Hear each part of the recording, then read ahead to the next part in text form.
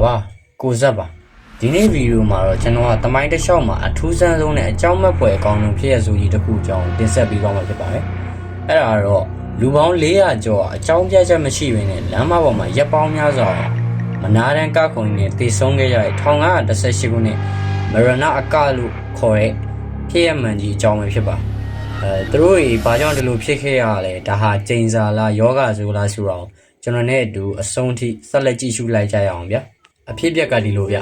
1918ခုနှစ်ဇူလိုင်လပြင်သစ်နိုင်ငံစတာဘတ်မြို့လေးတစ်ခုမှာပေါ့တနေ့မှာတော့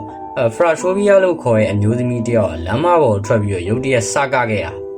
တော့နောက်ကန်တရှင်းလည်းမပါဘူးဗျမျက်နှာလည်းပျော်နေရပုံလည်းမဟုတ်ဘဲနဲ့တစုံတယောက်ကြောက်လန့်နေတယ်လို့မျိုးကြီးပေါ့အဆိုးဆုံးကတော့သူဟာသူ့ကိုယ်သူကိုထိန်းချုပ်လို့မရပဲနဲ့မနာတမ်းကနေရပေါ့တရက်လည်းမဟုတ်ဘူး2ရက်လည်းမဟုတ်ဘူးတပတ်လောက်ကြာတဲ့အခါမှာနောက်ထပ်လူ30ဟာသူနဲ့အတူဝင်ကလာကြတယ်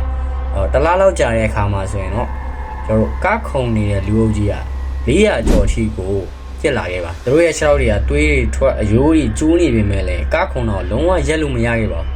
တချို့ဆိုရင်တော့အမောဆုပ်ပြီးတော့နေရာမှာနှလုံးရက်ကတည်ဆုံးသွားခဲ့ကြပါအာနာပိုင်တွေကဒါကိုဂီတသမားတွေငှားခဲ့ပေမဲ့လည်းဒါမီးလောင်ရကိုလေးပင်းတယ်လို့မျိုးဖြစ်ပြီးတော့လူတွေပူတည်ခဲ့ရပါတယ်နောက်ဆုံးမှာတော့ဒီအဖြစ်ပြက်ကြီးကတမိုင်းမှာဗဟေဒီတစ်ခုအဖြစ်နဲ့သာကြံရှိခဲ့ရပါ